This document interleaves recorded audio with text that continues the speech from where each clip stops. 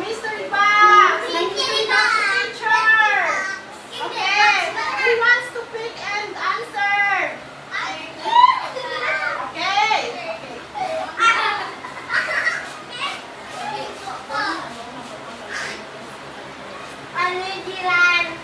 Pencil. Okay, is this specific or general name?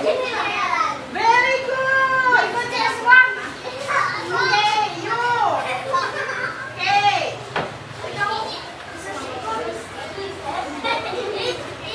What is this? ID? Who is in the picture? Okay, is this general or specific? Okay, very good.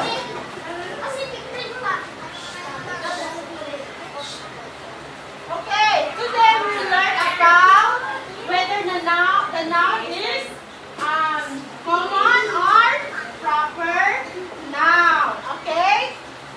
So I have here picture. Okay, children, what is this? Very good. And this one. And this one. Very good. And this one. Is this a bird or a bird? The name of this girl is Linda. Linda. Okay? So what you're going to do is you're going to analyze or identify kung general, kung common siya or proper noun. Okay? Okay, listen. First is we're going to tackle about common noun or proper noun. Ang common noun is yung pares na, for example, lapis. Diba ang lapis, isda mo siya, name, diba? So it means common name siya. Pero, kung school na siya, school. Ito yung tinatawag na proper noun. Proper noun siya. Proper noun siya kahit, please listen to me. Okay, proper noun siya kahit, may ara siya specific name. May boundary nga, puro pisan. Amo lang ni eskolta. Ano lang siya eskolta, diba? So, amo siya nga specific. Okay. How about this? Is this common noun or proper noun? Common noun. Very good. Common noun siya kay dog. Pero, kung tagal siya sa pangalan, for example, si Brownie, maging specific, then na siya maging proper noun. Okay, listen carefully.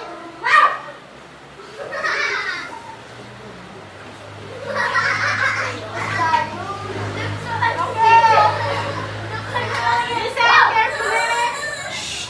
As I told earlier, ang common noun ay general name. So, for example, bag. O, diba? Bag, diba? Things na siya, noun na siya. Nga common noun ang bag. Kaya ang bag, damo siya sa different branch or different names. May nagos, okay? O, may knife, depende sa brand. Kaya siya naging common noun. Okay, another one.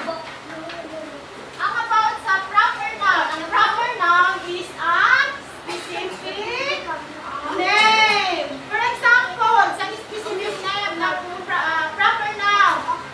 Teacher Ram. O, diba? Ram. My name is Ram. So, diba naging proper noun siya? Kaya may battery nga Teacher Ram? Wala na. Okay, very good. So, naging proper noun. May aratriban nga Teacher Susan? Okay. That's why nga naging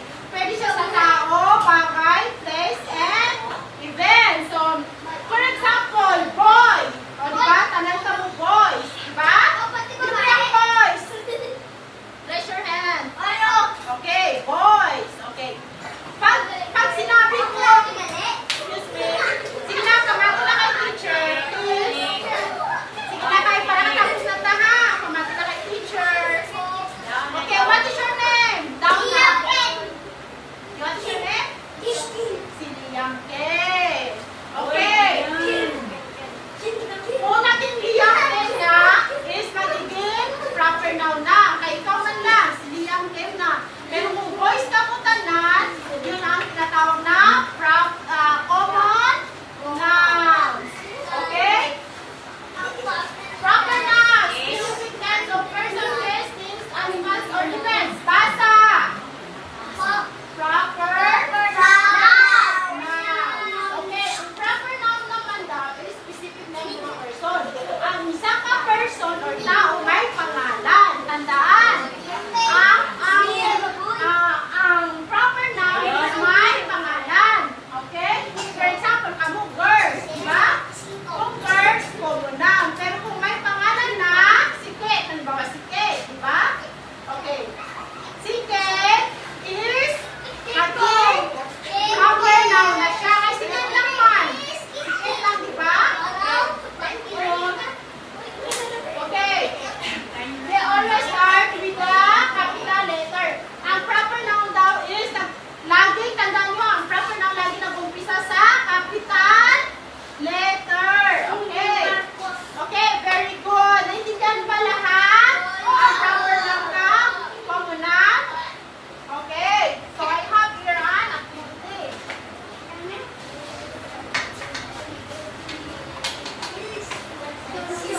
Okay. I will group you into 2 groups. Okay. Okay, go to the board and sige na, koloran dali. Okay, pamali. Okay. Ang yellow daw ay proper noun. Ang red ay common noun. Okay, so sino mag-answer sa proper noun? Okay. Ang common noun. Sino mag-answer? Sige na. Oh.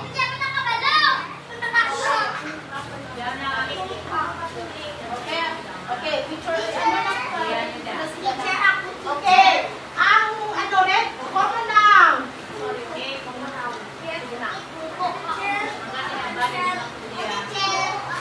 Okay na, very good. Sige na, kuko na. Wow, very good. Thank you. Okay, come here. Come here. Come here.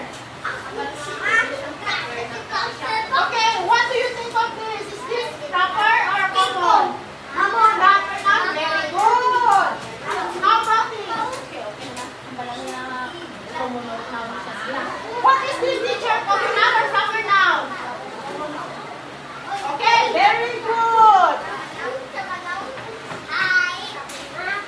Okay, to summarize the lesson, ang common noun ay general names. Pag ang proper noun ay specific name. Okay, very good.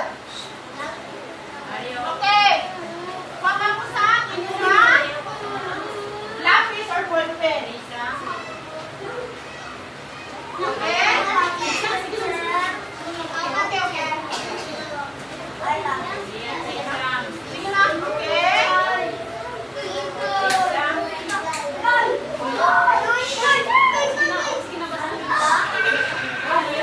Okay.